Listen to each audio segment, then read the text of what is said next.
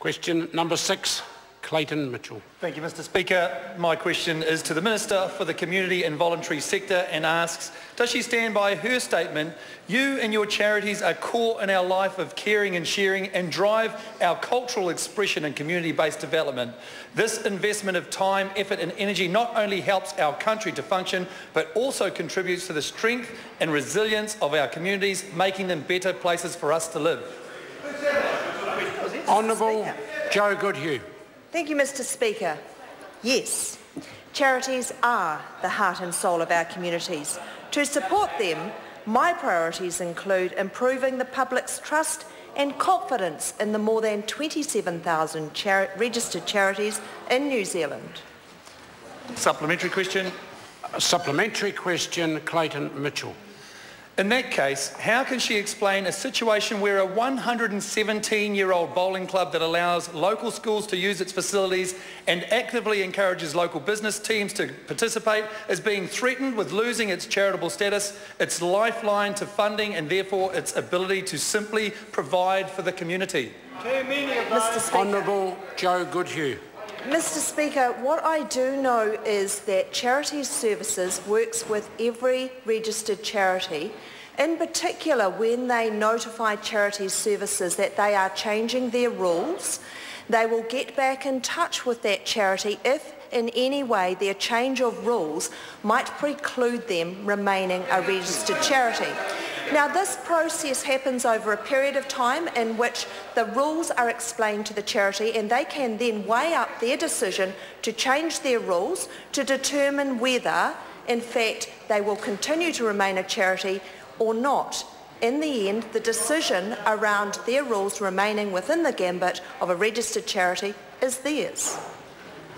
Question. Supplementary question, Clayton Mitchell. Why can't the government do something to rectify the situation, given that it amended the Charities Act in 2012 specifically to include the promotion of amateur sport as a charitable purpose? Honourable Joe Goodhue. Mr Speaker, I believe that I already indicated to the member in my previous answer that in fact Charities Services is working with that organisation. Charities Services is also working with other sporting bodies, and as I've already indicated, when a sporting body indicates to Charities Services that they wish to change their rules, they will receive guidance as to whether that rule change will continue to allow them to remain charitable. The law change in 2012 said that in order for an amateur sporting body to be within the realm of charities, that their intention had to principally be to be for the benefit of the community through education or through health. So therefore it remains up to the organisation to determine whether any changes to their rules will take them outside of principally working in that area. Supplementary question, Clayton Mitchell.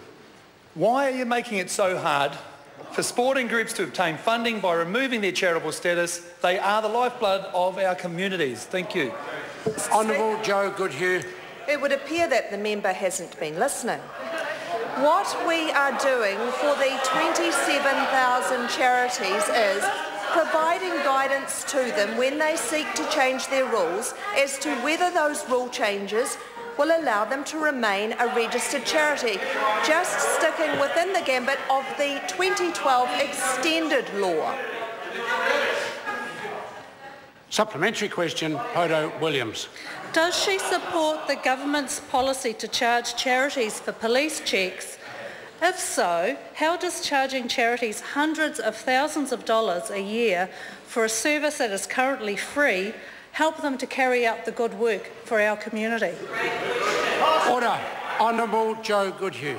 Mr Speaker, this is a matter for the Minister of Police, but nevertheless, but I seek the indulgence of the House in that it very much concerns the community and voluntary sector.